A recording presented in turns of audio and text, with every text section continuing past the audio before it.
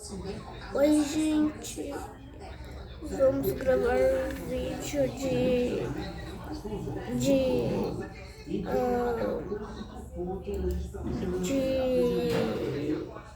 Blood Strike, eu acho, né, que é o nome. Ele vai gravar o vídeo. Então vamos desta vez de Fracking. Eu não vou fazer coisa aqui mesmo, gente. Eu tenho que upar ele pra ganhar esse. Eu quero esse poder aqui.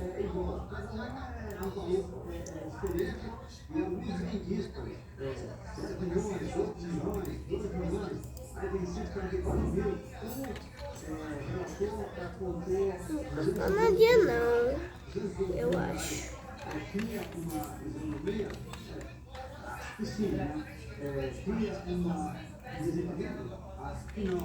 Agora, o que tem questão realmente aí, esse regulamento, que vai ser usado para você finalizar daqui para frente, quanto você pode gastar numa pré-campanha? A Justiça Eleitoral, dentro desses anteriores, não fixou um valor, mas falou que você precisa ter um gasto módico, né? E as pequenas quantias, nada é exagerado nesse período da campanha. Isso é isso. Tem gente que fala que é 10%, tem gente que fala que é 30%. Não, descobri gente mais forte que eu. Para a sua campanha como um todo. Na pistolinha. Outras questões, por exemplo, Leilani e Camila. Diga, Leilani. Então, Valdo, eu queria justamente colocar algumas questões para ver se você sabe, qual é a análise que a gente tem.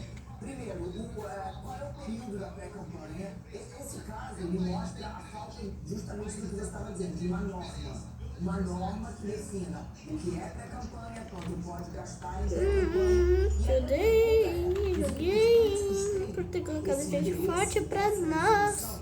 Ou para eles é melhor ficar assim um pouco nebuloso, porque aí abre espaço para evitar qualquer cobrança mais severa. Olha, Leilani, na sua pergunta você deu a resposta, né? Eles preferem sim ficar nesse ambiente meio nebuloso, quando tem muita definição. Gente, estamos aqui, né? Eles fazem, participam de eventos, são eventos políticos de pré-campanha. Opa, outras. A Camila vai para um jantar lá e me chama para ser candidato. Eu sou candidato a jantar da Camila, então eu já conheço. Mas é uma roupinha ali de jantar, mas é uma pré-campanha, é uma venda aberta, né? Exatamente. Então eles preferem exatamente esse clima aí nebuloso, como disse a Leilani, para continuar nessa fala. Então é preciso realmente definir quando começa a pré-campanha. É no ano, né? Tem gente que começa a fazer pré-campanha no ano anterior da eleição. Qual o valor que você pode gastar, né? E nessas situações, Sérgio Moro era candidato a presidente da República, depois gastou ali para candidato a presidente da República, depois desistiu, aí tentou ser candidato a deputado de São Paulo, a Justiça Eleitoral de São Paulo barrou, aí foi para Paraná para disputar o Senado. Tudo isso soma, né? Mas pode somar porque ela era candidata a presidente, depois candidata a deputado federal em São Paulo e saiu candidato ao Senado pelo Paraná. Tudo isso se soma. Aí se aplica também Eu peguei uma pistola customizada. Ah, não tem? Tiveram gastos, mas depois os dois saíram candidatos a deputado. Eduardo Leite, o pré-candidato a presidência da República, acabou disputando o governo do Rio Grande do Sul e ganhou. Tudo isso, Camila, precisa ser definido. Existe realmente um ambiente nebuloso, como disse a Leilani, que não tem uma definição. Né? Em alguns casos já teve cassação porque ela extrapolou o que seria 10%, valor módico. Né? Mas nesses casos, você também identificou o caso da Selma. Turma, tem mais dois. O dela, que foi mais grave ali, mas é porque ela gastou em pré-campanha dinheiro de caçadores, dinheiro ilegal.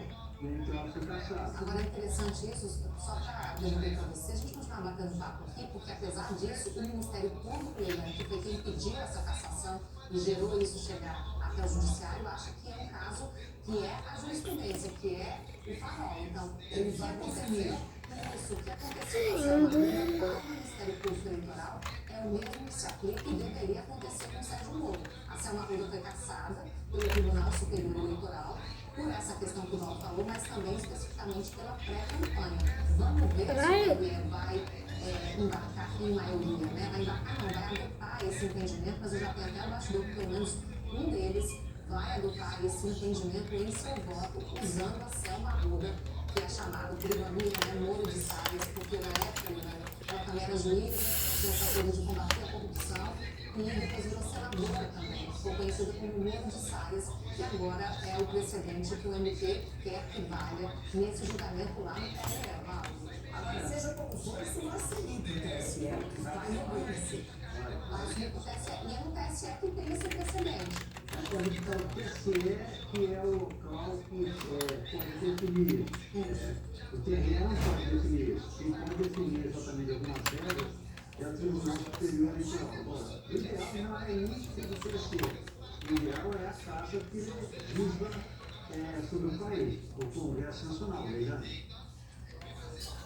Vamos seguir um pouquinho ainda falando sobre investigação de julgamentos políticos. O presidente do Supremo Tribunal Federal, o ministro Luiz Roberto Barroso, liberou ali a retomada daquele julgamento, um julgamento antigo que pode ampliar o foro privilegiado de políticos na corte. 5 ministros já votaram a favor dessa ampliação.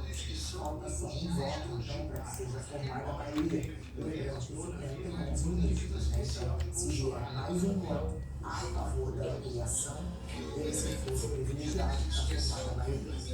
Rafael Contreras se conectando aqui com a gente, direto ao Brasília, para falar sobre isso. Rafael, bem-vinda. Bom, estiver gravando, a gente vai pagar o salário, então. Os políticos que cometeram crimes durante o mandato vão poder ser julgados por Supremo.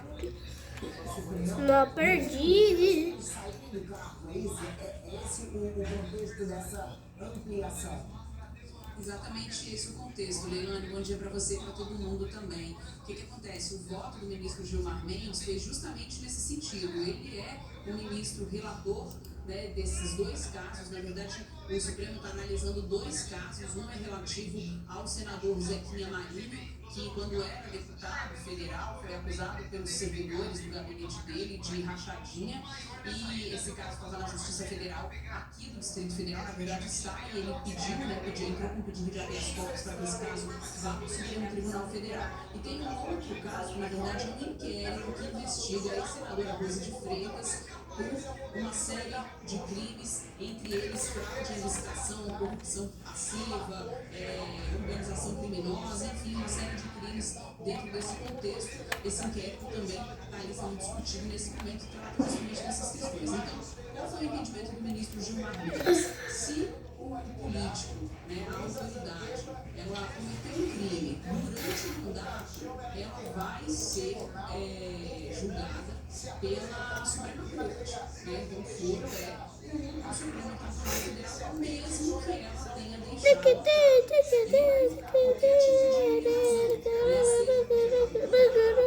foi cassada, ou porque pediu a renúncia também do mandato. Esse foi o entendimento do ministro Gilmar Mendes. E seguiram o ministro Gilmar Mendes os seguintes ministros: Dias Toffoli, Cristiano Zanin, Flávio Dino e Alexandre de Moraes. Na sexta-feira da semana passada, o ministro Luiz Roberto Barroso, presidente da Suprema Corte, pediu vista desse julgamento, e hoje, então, ele liberou, agora ontem, na verdade, ele liberou o voto dele, que deve ser depositado no sistema eletrônico do Supremo Tribunal Federal no dia 12 de abril.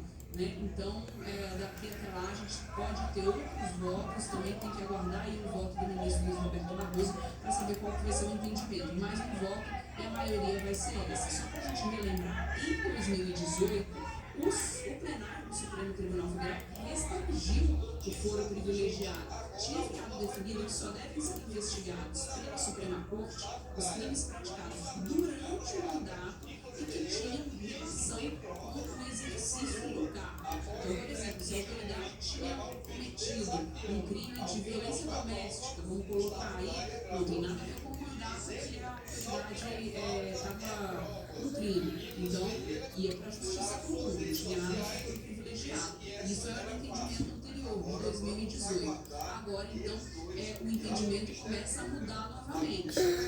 Vai aí, então, mais um vai e vem no Supremo no entendimento desse foro privilegiado. Eu me lembro, Raquel, lembro bem que em 2018 a gente discutiu muito essa questão. E a questão de colocar na Suprema Corte X e 2x.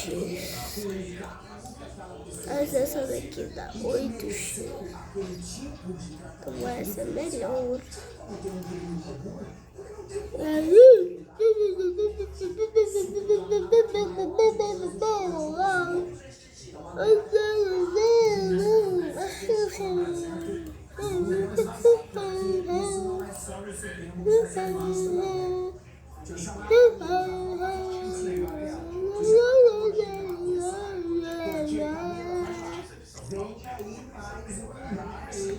Novidade. Hashtag vem aí, né, Melanie? Cena dos próximos capítulos. E como você estava falando, eu estava acompanhando. Eu vou chamar ele. Né? Se transformou numa coisa cíclica, né? Em algum tempo, olha-se de uma forma, passa-se o tempo, olha-se de outra. Agora, a realidade é a seguinte: já está desenhada a arena de embate STF Câmara. Por quê? Porque enquanto o Supremo está aí andando para analisar essa ampliação do foro, na Câmara o movimento é completamente oposto. Tem proposta para acabar com o foro privilegiado ou restringir pouquíssimos cargos, mas principalmente tirando ali deputados, senadores, o mundo político em quantidade maior. O que a gente tem hoje? Nos últimos 40 dias, deputados conversaram muito sobre isso com o presidente da Câmara, Lula. Pelo menos 4 propostas muito parecidas, mas com esse ponto de contato. Acabar com o foro ou restringir muitíssimo esse foro privilegiado. A primeira pergunta que eu acho que todo mundo se faz nesse debate é: todo mundo amava esse foro privilegiado, sempre não foi uma blindagem? Qual é a questão? Os deputados de oposição, até o Pedro Figueiredo está dando isso hoje, estão chamando o Lira para votar o quê? O fim desse foro, porque eles acham agora, no cenário, que é um cenário completamente de interesse pessoal, que seja julgado pelo Supremo, com a composição do Supremo e com muitos inquéritos na mão do Alexandre de Moraes, na parte de uma rodada não tem sinal de prosperar nada. Isso é uma visão estritamente política, é uma visão deles que a gente reproduz aqui. É o que está no bastidor. Agora, o que a Arthur Lira vai fazer? Ele que é o dono da bola e ele que pode pautar ou não. Meu Deus! Para ele é o seguinte: a avaliação Cara, que foi já essa? se não for sozinho. E aí, uma guerra em grupo, uma frente forte, não é só pautar uma proposta que tem um amplo apoio dentro da Câmara.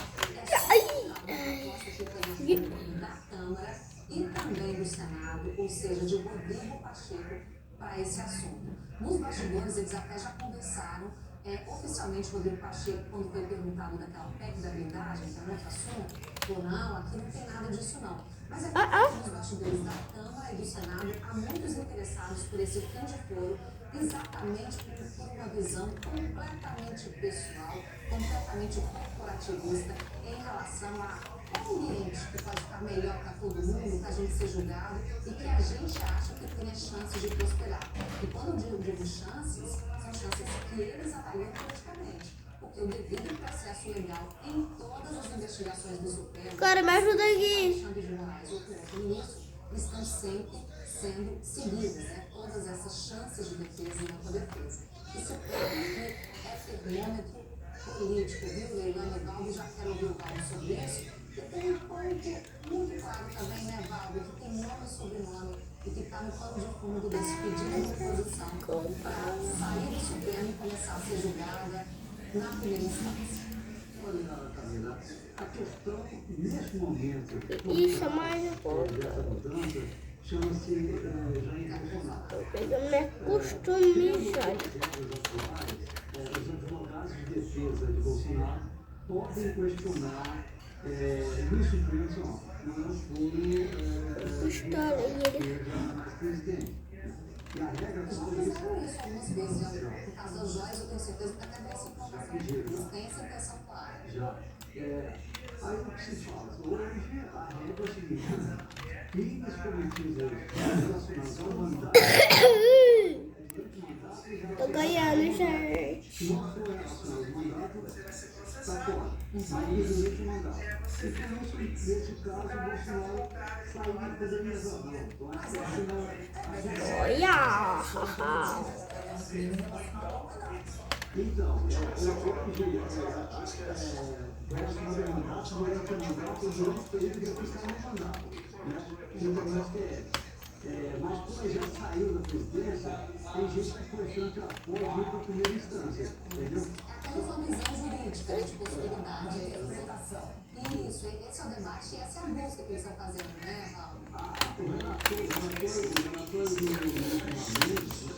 legalmente diz que não é, só que a pessoa sai do controle do mandato. Então, a pergunta é essa: deixou continuar o Supremo Tribunal Federal. Foi cometido relacionado ao mandato?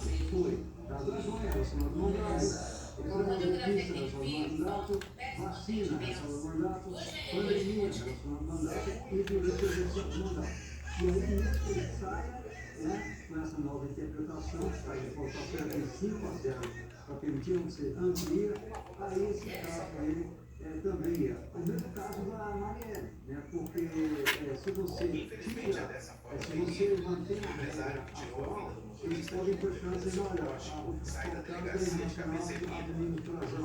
Então isso é no STJ, não é no STF. Então tudo isso pode mudar a partir dessa ampliação dos impactos no corpo legal. Você vê que deixou de ser presidente, continua sendo julgado pelo Supremo Tribunal Federal. A proposta que eu estou na Câmara é exatamente a proposta. Não acaba com o posto privilegiado para deputado senador, mantém só para presidente, vice-presidente da Câmara, Senado Supremo Tribunal Federal, mas durante o mandato. É uma forma de aprovar essa PEC que já passou no Senado, está na Câmara, para livrar quem quer agora escapar do Supremo Tribunal Federal. Teve um tempo, Leilani, que deputado senador adorava ser julgado pelo STF. Achava que ele não ia fazer isso. O que eu queria entender é o seguinte: de separar esse cíclico. O fato de ser cíclico e mudar, porque a gente está falando das linhas juridicamente falando, é um intervalo muito pequeno. Isso não cria uma insegurança jurídica no país? Concordo plenamente, que assim, você acaba definindo as regras ao sabor das circunstâncias do momento. O ideal é que você tenha regras perenes e que você tenha ali flexibilidade. Essa lei, essa regra e essa que vai vigorar. A Supremo tem ali, muda a composição, prisão segunda instância, após condenações segunda instância. O Supremo tinha dito que valia, eles estão julgados na segunda instância, pode perder. Aí o Supremo falou assim, não pode. E aí aconteceu toda a questão relacionada ao ouro. Então, essa história de você definir regras ao sabor do momento normalmente gera uma insegurança jurídica no país. Reginane, só para jogar para você, pode mudar uma coisa que se retroalimenta. A gente analisou esse caso jurídico, né, de que está mudando a regra, e isso alimenta o quê? A tese política. Só que a tese política também quer ficar mudando a regra. Bora lá mexer nas nossas armas, né? Dessa briga até Jair Bolsonaro, no caso Pera aí que oposição, mas olha como vocês dois foram um ponto. A grande questão é, se esse vai gerar críticas tem nada. tanto ao Supremo quanto à Câmara. No caso da Câmara é muito claro o interesse da oposição, porque isso abarca Jair Bolsonaro e abarca vários bolsonaristas e parlamentares de oposição que estão nas mãos de inquéritos de Alexandre de Moraes. Isso aí fora, escapar das garras do Supremo Tribunal Federal. Exato. E a gente sabe que a política é muito mais flexível, se mexe muito mais ao sabor do momento do que a parte jurídica, do que a justiça. A justiça tem que ser uma rocha, tem que ser posicionada de maneira a dar segurança à população para que a gente entenda quais são as leis. Bom, vamos seguir aqui falando ainda de Supremo Tribunal Federal. Olha só, o STF já formou maioria para invalidar uma lei do Paraná. Essa lei, ela facilita o porte de armas para aqueles atiradores e colecionadores aos CACs. Nesse pedido, a Advocacia Geral da União defende que a lei estadual do Paraná invade a competência do governo federal legislar sobre esse assunto. O texto também tem a assinatura do presidente Lula. Essa é a primeira de uma série de 10 ações apresentadas pelo governo Lula contra regras estaduais e municipais sobre esse tema de armas. O julgamento foi feito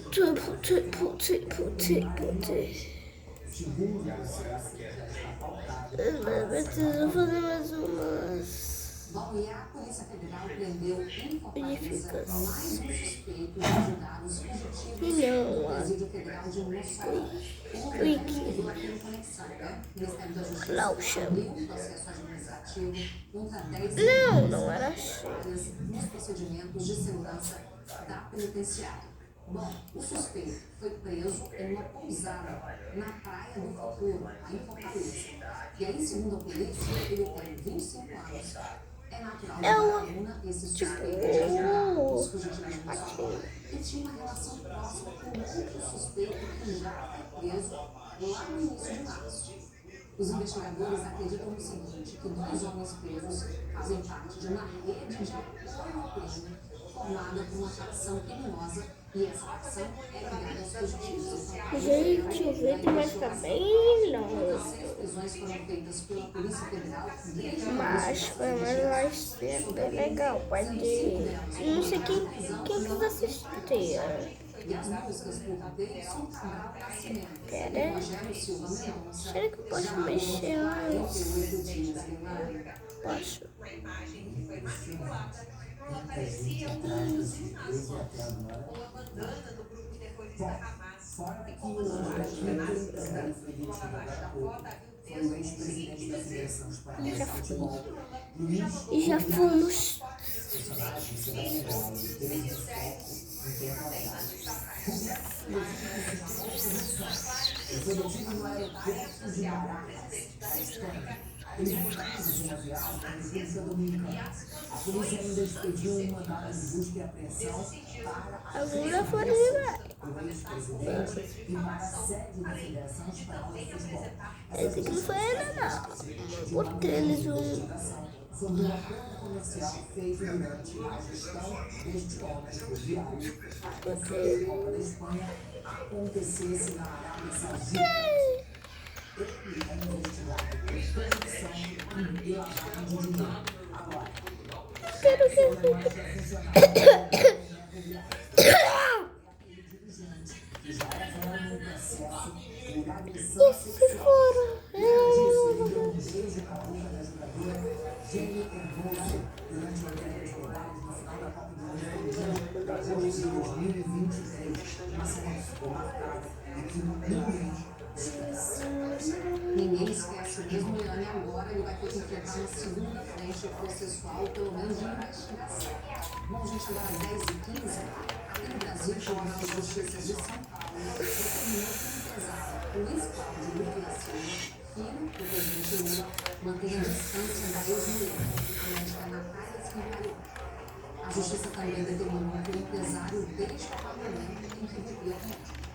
As medidas protetivas foram concedidas depois de Natália acusar Luiz Cláudio de violência doméstica.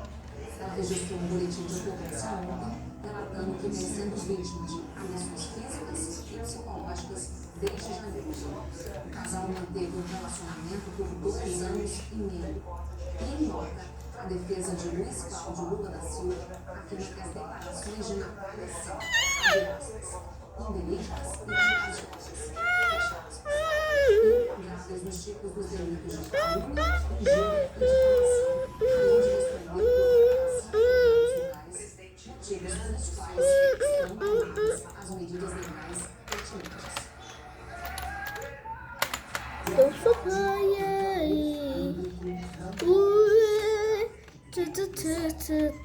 Disse a justiça que manteve solto o motorista do Porsche, aquele motorista que causou a morte de um homem que trabalhava em carro de aplicativo, um homem de 52 anos. Essa história aconteceu em São Paulo, tem aquela imagem impressionante, a gente se lembra bem, e a gente vem acompanhando esse caso já há alguns dias aqui no Conexão. Para falar então um pouco mais sobre esse assunto, nós temos aqui o Vinícius Leal. Vinícius, bem-vindo, bom dia. Essa juíza, para ela, o pedido não atendeu aos requisitos mínimos que pudessem decretar a prisão desse rapaz, foi isso? Sim, Leonardo, bom dia para você, bom dia a todos aqui no Conexão, e por isso a juíza, neste caso, ela negou esse pedido de prisão temporária que foi feito pela Polícia Civil, que está investigando o caso, já ouviu algumas pessoas, vai ouvir outras. A gravidade e o clamor público na visão da juíza não são bastante, não podem justificar o pedido de prisão, e esse pedido, então, na visão dessa juíza, não atendeu aos requisitos necessários para se decretar uma prisão. Por exemplo, o indiciado tem endereço fixo e não há possível obstrução da investigação por parte dele. O motorista do Porsche continua então solto aqui em São Paulo. Ele é Fernando Sastre de Andrade Filho, tem 24 anos, é empresário. Ele bateu no outro carro no domingo, causando a morte deste homem de 52 anos, Ronaldo da Silva Viana, motorista de aplicativo. Uma câmera de vigilância gravou tudo isso. O Fernando, autor desse acidente, ele disse que voltava de uma casa de pôquer com um amigo. O autor, perdão pela expressão, a pessoa que provocou